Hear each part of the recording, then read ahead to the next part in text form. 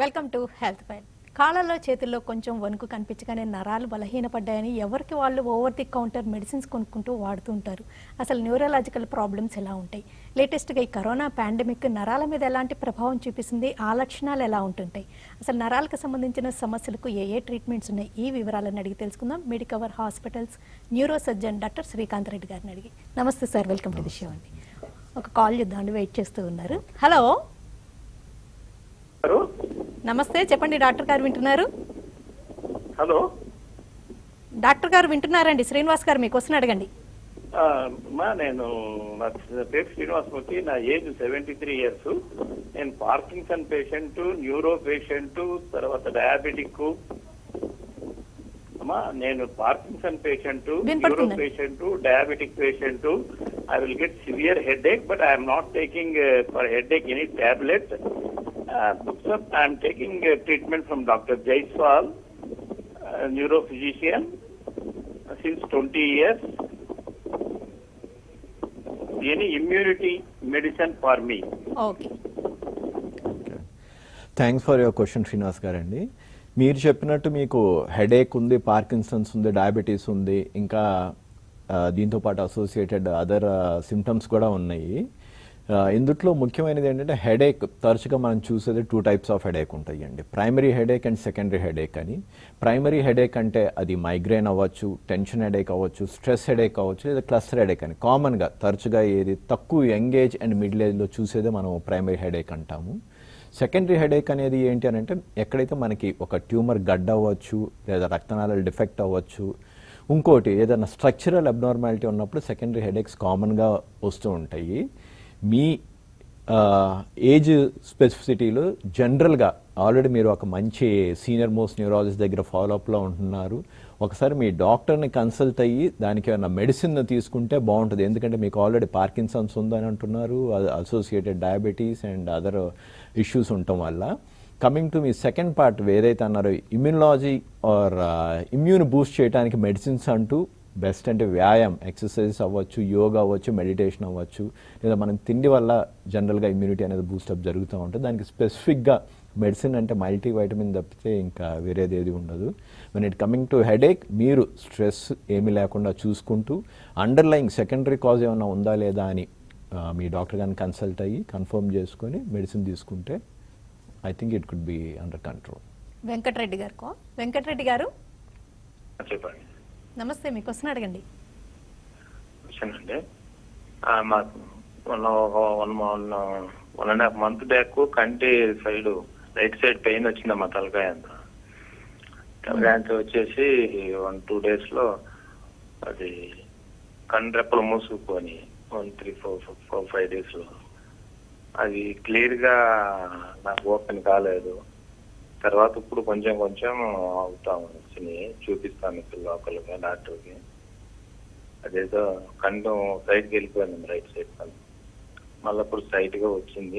దాన్ని ఇంకేం ప్రికాషన్ తీసుకోవాలి? వెంకటరెడ్డి గారండి. హలో వెంకటరెడ్డి గారండి. మీ నమస్తే అండి. మీ ఏజ్ ఎంత అండి? 58 అండి. ఓకే, ఇది మీరు చెప్పిన దాని ప్రకారం ఫర్ ది ఫస్ట్ టైం మీకు ఒక్కసారి ట్రాన్సియంట్ ఇష్కెమిక్ అటాక్ లాగా మీరు డిస్క్రైబ్ చేస్తున్నారండి. అంటే ఏంటి, ఒక ఫ్యూ సెకండ్స్ కానీ ఒక పక్కకు పోవటం, మూతి ఒక వంకర పోవటం అవ్వచ్చు, లేదా చేతులు కాట్లు వీక్నెస్ రావటం అనేది ట్రాన్సియంట్ మూమెంట్ ఆఫ్ టైంకి ఉండి తర్వాత రికవర్ అవ్వటమే మా న్యూరలాజికల్ టర్మ్స్లో ట్రాన్సియంట్ ఇష్కెమిక్ అటాక్ అంటాం, ఆర్ TIA ఇన్ షార్ట్గా అంటాము. మీరు చెప్పిన లక్షణాలు ఆ TIA అయి ఉండొచ్చండి. సో మీరు మళ్ళీ రెండోసారి వచ్చేదాకా వెయిట్ చేయకుండా, లేదా ఇంకా ఏమైనా ఫర్దర్ ఫుల్ బోన్ స్ట్రోక్ రాకముందలే మీ దగ్గరలో ఉన్నాక ఎవరన్నా జనరల్ ఫిజిషియన్ అవ్వచ్చు, న్యూరో ఫిజిషియన్ అవ్వచ్చు, కన్సల్ట్ అయ్యి మీ blood pressure other parameters check చేసుకొని దీనికి ప్రాపర్ ట్రీట్మెంట్ తీసుకుంటే మంచిదండి. రాదర్ దెన్ నెగ్లెక్ట్ చేసేసి ఏదో ఒక ఫ్యూ సెకండ్స్కి వచ్చి పోయింది అనేది అయితే మీరు డిస్క్రైబ్ చేసిన సిమ్టమ్స్లో అయితే చాలా సిగ్నిఫికెంట్ ఉన్నాయి. కాబట్టి better to consult and near by general physician are neuro physician అండి. యేసుదాస్ గారు కాల్. యేసుదాస్ గారు, ఓకే, కరోనా ఎఫెక్ట్ డైరెక్ట్గా న్యూరాన్స్ మీద, వీటి మీద కూడా, నరాల మీద కూడా ఉంటుందంటారా? అవునండి, డెఫినెట్గా అండి. ఇటీవల మనకి ఇప్పుడు వచ్చిన రిపోర్ట్స్ ఏదైతే కేస్ రిపోర్ట్స్ ఉన్నాయో అది యూరోపియన్ అవ్వచ్చు, వెస్టర్న్ అవ్వచ్చు, లేదా మన చైనా నుంచి వచ్చింది ఏంటంటే జనరల్గా మనం కరోనా అంటే హెడేక్ లేదా difficulty in breathing, running nose అని అనుకుంటాం. అది కాకుండా కేవలం న్యూరలాజికల్ సిమ్టమ్స్లో 15-20% of the population suffering from corona కేవలం న్యూరలాజికల్ సిమ్టమ్స్ తోటి ప్రెజెంట్ అవ్వచ్చండి. అది ఎట్లా ఉండొచ్చు అంటే మనం జనరల్గా పల్మనరీ ఏవి అదర్ ఆర్గాన్స్ ఏమి ఇన్వాల్వ్ అవ్వకుండా కేవలం nervous system involvement around 5-20% established అండి ఇప్పుడు దాకా ఉన్న కేసుల్లో, రిపోర్టింగ్ కేసెస్లో మనకి. అది జనరల్గా 2 టైప్స్ డివైడ్ చేస్తామండి. ఒకటి సెంట్రల్ నర్వస్ సిస్టమ్ లేదా పెరిఫరల్ నర్వస్ సిస్టమ్ అని. సెంట్రల్ నర్వస్ సిస్టంలో వస్తే మనకి అది ఆల్టర్డ్ సెన్సోరియం అంటే మన మతి స్థిమితం లేకపోవడం అవ్వచ్చు, లేదా ఫిట్స్ సీజర్స్ లాగా అవ్వచ్చు, లేదా ఎన్కెఫ్లైటిస్ అంటే బ్రెయిన్లో వాపు వచ్చి కోమాలోకి వెళ్ళటం, లేదా స్ట్రోక్ అంటే ఒక చేతులు కాళ్ళు పడిపోవటం అవ్వచ్చు అండి. వీటితో ప్రెజెంట్ అవ్వచ్చు. పెరిఫరల్ అంటే కామన్గా వింటూ ఉంటారు, మనకి రన్నింగ్ నోస్ ఉండదు, ఏమీ ఉండదు, జ్వరం కూడా ఉండకపోవచ్చు, కేవలం లాస్ ఆఫ్ స్మెల్, అనోస్మియా అని అంటాం, లేదా లాస్ ఆఫ్ టేస్ట్, ఈ రెండింటి వల్ల కూడా ప్రెజెంట్ అవుతాం. These are the neurological problems మనకి patient. In fact it is recognised and now even the world health ఏదైతే కమిటీ మనం ఉండి recognise one of the symptom is like if the patient గనక అనోస్మియా అంటే స్మెల్ లేకుండా ఉంటే ఈ ప్రెజెంట్ సినారియోలో ఈ కరోనా ఇట్ షుడ్ బి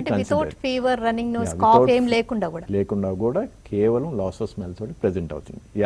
ఇది చాలా తక్కువ పర్సంటేజ్ లో ఉంటుంది, బట్ స్టిల్ వాళ్ళకి కూడా కరోనా ఉండొచ్చు. Hello hello, good morning. Good afternoon madam. Good afternoon, చెప్పండి మీ క్వశ్చన్ అడగండి. మేడం, డాక్టర్ గారితో వింటున్నారండి, మీ క్వశ్చన్ అడగండి. చెప్పండి సార్. నా ఏజ్ వచ్చి ఇప్పుడు 52 సార్. చెప్పండి వినపడుతుంది, చెప్పండి సార్. అది ఎలాంటి ఏం లేదు, కానీ కొంచెం ఈ వేళ్ళు ఇట్లా ఇట్లా వణుకుతుంటాయి సార్. అప్పుడప్పుడు ఇట్లా ఏదైనా పట్టుకున్నా కానీ చేయాలి కానీ వేళ్ళు వణుకుతుంటాయి. అలా కొంచెం ప్రాబ్లం ఉంది సార్. ఓకే, చాలా మంది ఇట్లా కాళ్ళు చేతులు కనిపించగానే నరాల ప్రాబ్లం అనుకుంటూ ఉంటారు.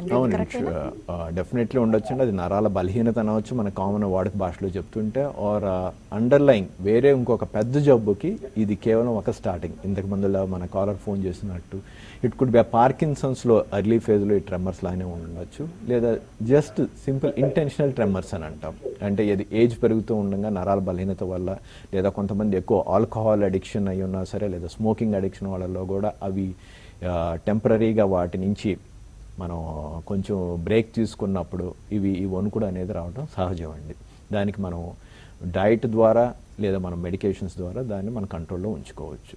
మనం మెయిన్ చూసుకోవాల్సింది అంటే అండర్లైన్ ఏమైనా పెద్ద జబ్బు ఉందా లేదా, లైక్ పార్కిన్సన్స్ కానీ అసోసియేటెడ్ ఉన్నాయో లేవో చూసుకొని దానికి ట్రీట్మెంట్ చేసుకుంటే దానికి డెఫినెట్గా కంట్రోల్లో ఉంచవచ్చు. చాలా మంది ఓవర్ ది కౌంటర్ నరాల బలానికి మెడిసిన్స్ అంటూ మెడికల్ షాప్లో వాళ్ళంతటి వాళ్ళే కొనుక్కొని వాడుతుంటారండి. అది కరెక్టేనా? అట్లా వాడచ్చు అంటారా? అసలు పనిచేస్తాయి అవి? డెఫినెట్లీ అండి. మనం వెళ్ళి అడిగితే నరాల బలహీనత లేదా మాకు వీక్నెస్ ఉందంటే డెఫినెట్లీ ఓవర్ ద కౌంటర్ మనకి మెడిసిన్స్ దొరుకుతూ ఉంటాయి.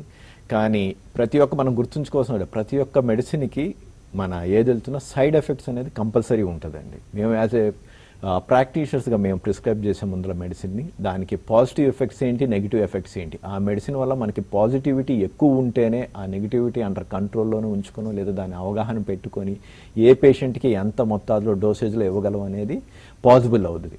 డెఫినెట్లీ అందరూ ఇంకా మన కంట్రీ అదర్ కంట్రీస్లో అయితే over the counter medication neurological అయితే అస్సలు ఇవ్వరు. డెఫినెట్లీ మనం అది ఓవర్ ద కౌంటర్ తీసుకోవాల్సిన మెడిసిన్స్ అయితే న్యూరలాజికల్ కాదండి.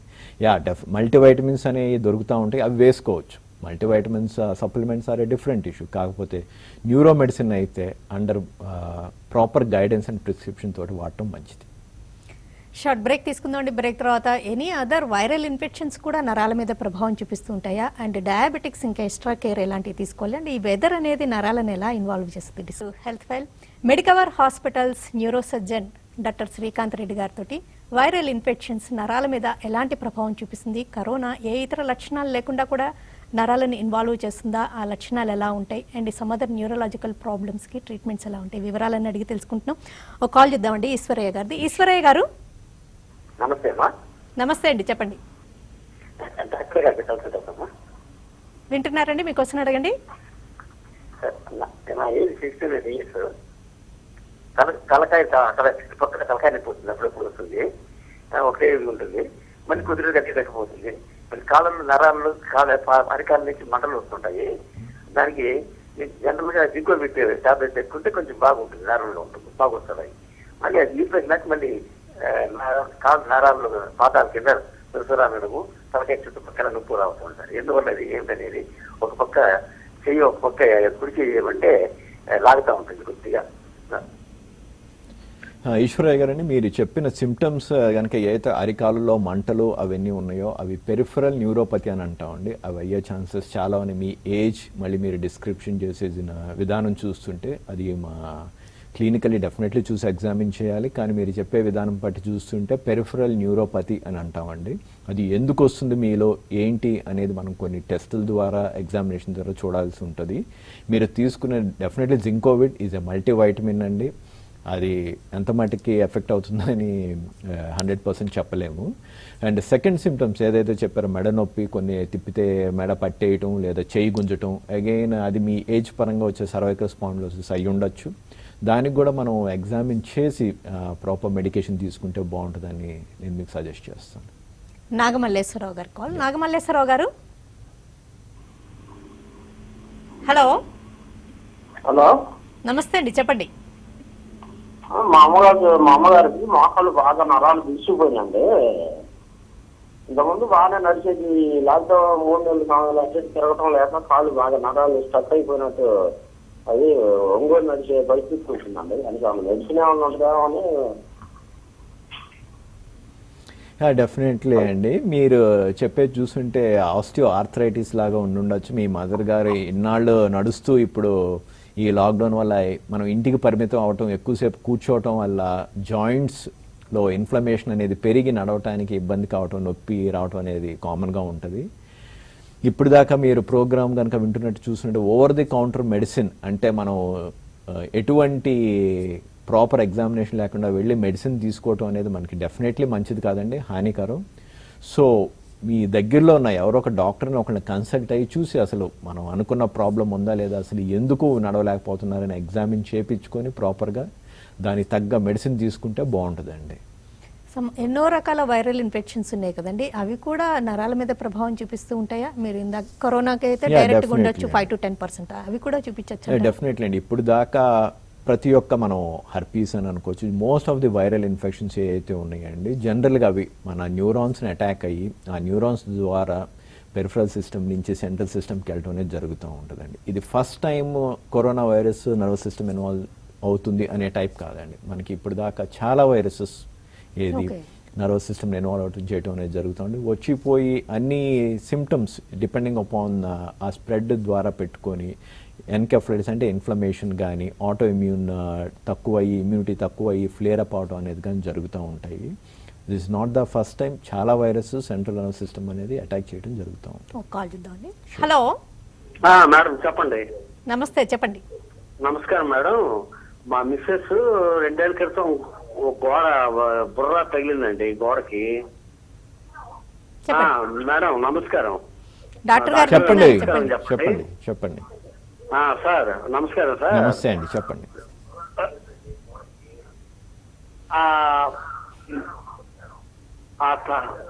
సార్ తల కింద ఈ మెడ వెనక భాగం ఇప్పుడు నొప్పి వస్తుందండి. ఓకే, అది ఆ మెడ కూడా నొప్పిగా ఉంటుంది. ఓకే, అది దానికి ఏమైనా మీరు సలహా చెప్తారని. డెఫినెట్లీ అండి, మీరు చెప్పిన దాన్ని బట్టి ఎప్పుడో పాత దెబ్బకి ఇన్ని సంవత్సరాల తర్వాత దానివల్లే నొప్పి రావటం అనేది చాలా తక్కువ అండి. మనకి దెబ్బలు తలకవ్వచ్చు, any part of the body ఎట్లా ఉంటుంది అంటే ఒక్కసారి తగిలిందంటే జరగాల్సిన నష్టం ఆ మూమెంట్ ఆఫ్ ది టైంలో జరిగిపోయి 80 to 90% ఆఫ్ ద సిమ్టమ్స్ అప్పుడే మనకి తెలిసిపోతాయండి.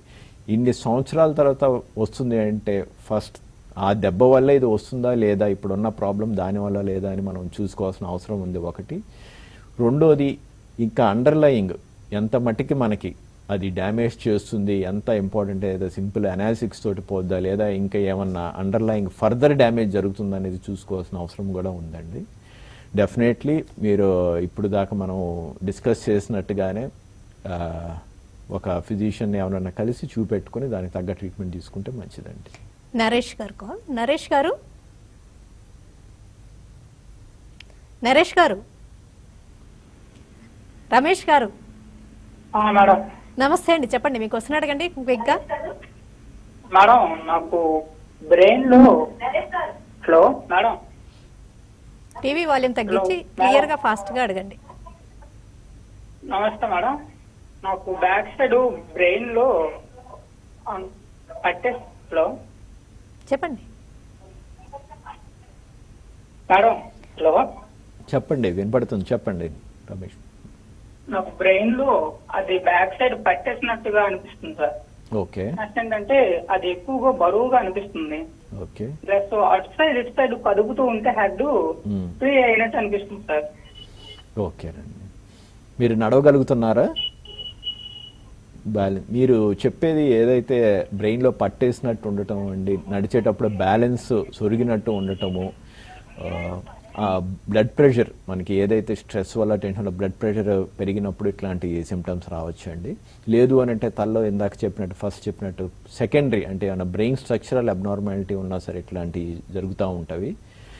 సో మనం చూసుకుంటూ ఉండాలి, ఇవి ఎక్కువ అవుతున్నాయా, ఎంత టాలరెన్స్ లిమిట్లో ఉంది, నా మతిమరుపు ఎలా ఉంది, లేదా ఏమన్నా నరాల వీక్నెస్ లాగా అట్లా అనిపించినా సరే ఇది అశ్రద్ధ చేయాల్సిన సిమ్టమ్స్ కాదు. దగ్గరలో ఉన్న ఫిజిషియన్ని, న్యూరో ఫిజిషియన్ని కానీ లేదా జనరల్ ఫిజిషియన్ కానీ కన్సల్ట్ అయ్యి ఫర్దర్ ఎవాల్యుయేషన్ అనేది చేసుకోవాల్సిన అవసరం ఉందండి. ఒక న్యూరో సర్జన్గా ఈ పాయింట్ చెప్పండి. అంటే మెదడులో కానీ ఎక్కడైనా కణితులు ఉంటేనే సర్జరీ చేస్తారా, ఇంకా సమ్ అదర్ సిచ్యువేషన్స్లో కూడా సర్జరీస్ జరుగుతూ ఉంటాయా? లేదండి, సర్జరీ అనేది వెన్నెవర్ మనం డిస్కస్ చేస్తున్నట్టు ఏమైనా స్ట్రక్చరల్ అబ్నార్మాలిటీ అంటే అది రక్తనాళాల్లో కొంచెం డిఫెక్ట్ అవ్వచ్చు, దాన్ని మా సైంటిఫిక్ భాషలో అన్యూరిజమ్స్ అని అంటామండి. లేదా ఆ గడ్డ ట్యూమర్స్ అనేది కూడా గ్రేడ్స్ ఉంటాయండి మాకు, 1, 2, 3, 4 types of grade. Grade 1 is least benign అంటే క్యాన్సరస్ టైప్ కాదు, అండ్ ట్రీట్మెంట్కి బాగా రెస్పాండ్ అయ్యాయి.